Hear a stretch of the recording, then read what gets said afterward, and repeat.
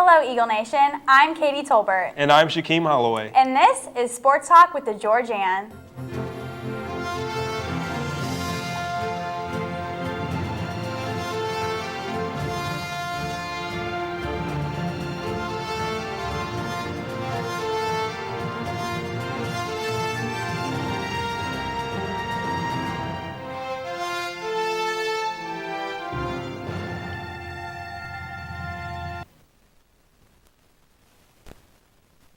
So this past weekend was the season opener for the GSU football team.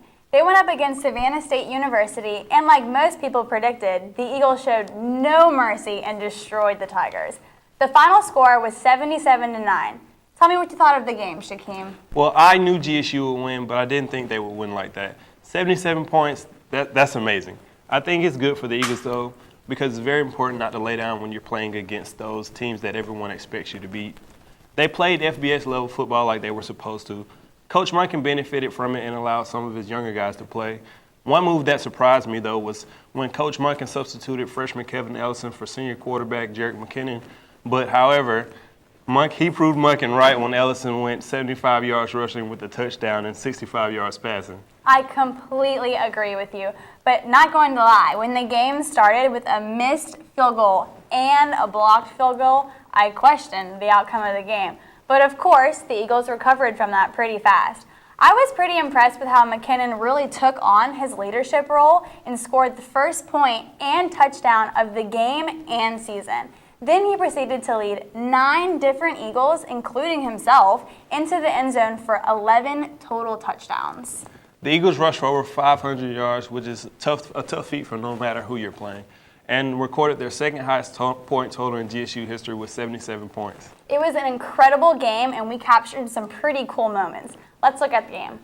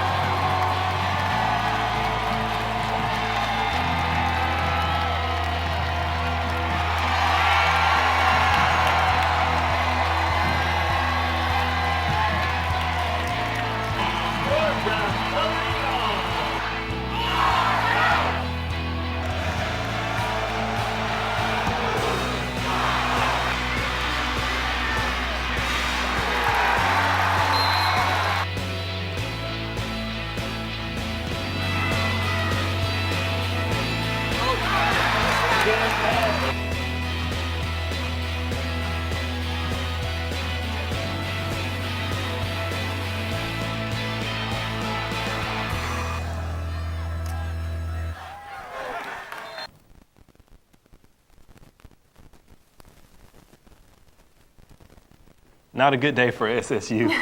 We were outside the stadium filming before the game even started, and the coolest interview I got to do before the game was with the Jackson family.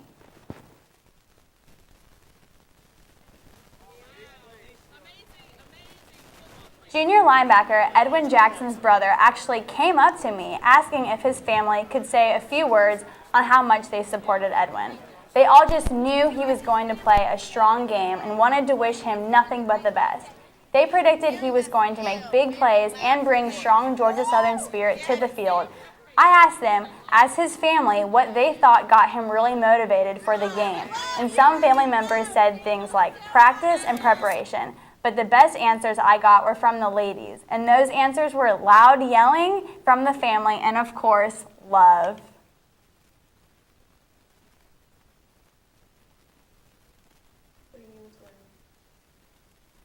How great is that? That's awesome. It's great that a sport as brutal as football can bring those heartfelt moments. And with that, we'll be right back after the break to move on to this weekend's football game.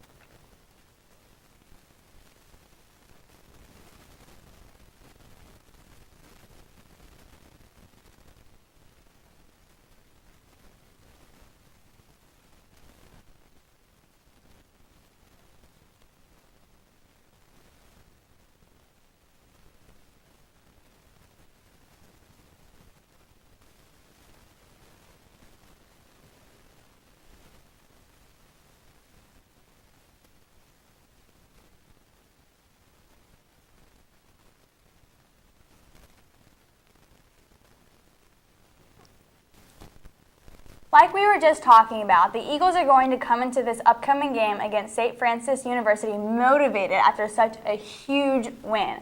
Also, this will be their second consecutive home game. Shakeem, what's your prediction for this game? Well, I expect somewhat of a repeat performance, but maybe not as bad. St. Francis won't be able to keep up with that famous GSU triple option with McKinnon and Swope.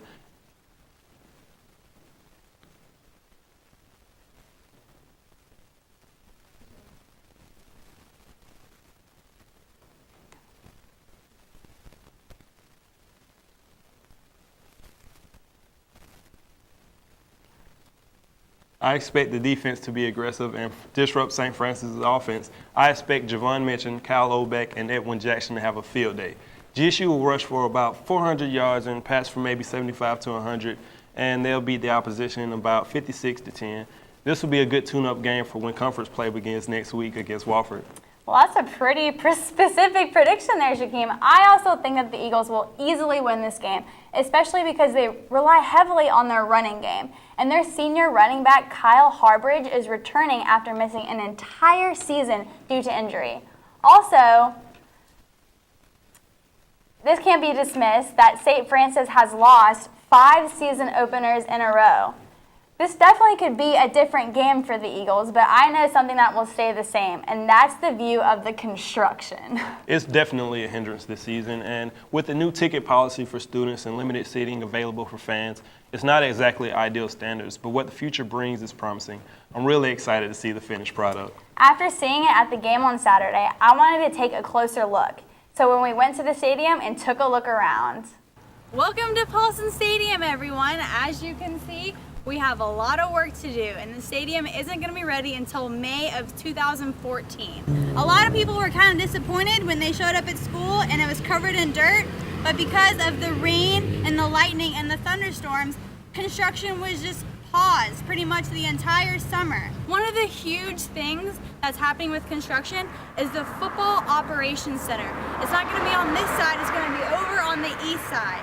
$10 million was privately funded for this 50,000 square foot building that's going to house locker rooms, offices, training facilities, and even a Hall of Fame. Not only is the building going to be built, but there's going to be an upper deck added to all the seating that's going to add an additional 4,000 seats, and also a lower level that's going to offer around 1,000 seats. So what does this exactly mean for Saturday? It means get your tickets now. Because not only will gates be closed, but there's not going to be as much seating because the whole east side grass is covered in dirt. And only gates 1 and 7 will be open for students. So see you on Saturday. It'll definitely be a sight to see when it's all done. And GSU students no longer have to jump through hoops to go to the game. Something GSU fans have probably been looking for to get some construction done this winter. So the volleyball team could have a nicer gym to play in. They deserve it, having won the Jaguar Invitational this past weekend, although they did have a setback Monday. I was very shocked at how poorly they did against Troy University. They did so well, winning 3 consecutive matches in the Jaguar Invite. But the girls very well could have been completely exhausted from the Invite. That was only 2 days beforehand. Do you think the Eagles were just too tired, or do you think it was something else that made them lose? I just think they had a bad game, and that's expected. You can't win them all.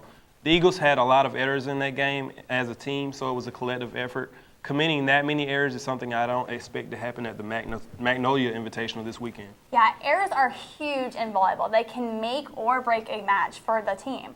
I covered the GSU volleyball team pretty intensely last fall, and the matches they struggled with and lost were the ones where errors were a significant role.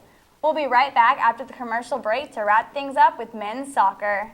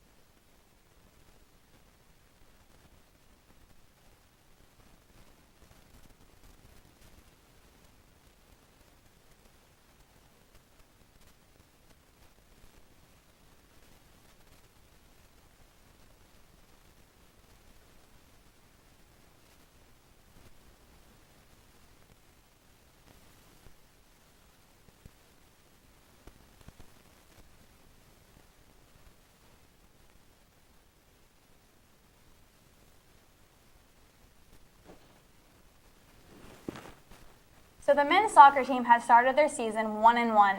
This past weekend, GSU hosted the 2013 SoCon Big South Challenge and received their first win this season. They have struggled this season, and they also have struggled last season. I think they have been struggling because they can't really keep up with their endurance and during the game. So what do you think is going to happen this season, Shaquem? I see them getting better. Maybe not a winning record, but a better record than they went last year when they went 6-12-1. I expect them to be a little bit closer to 500, and I expect their defense to continue to be solid and their offense to catch up with where their defense is. They have the leadership of seniors Whit Carlisle and Neil Bates to lead them. Way to be optimistic, Shaquem. I mean, this team does have 5 returning seniors and 5 new guys that might introduce a new game for the soccer team. That's all the sports talk we have for you this week. Thanks for tuning in, and see you next week.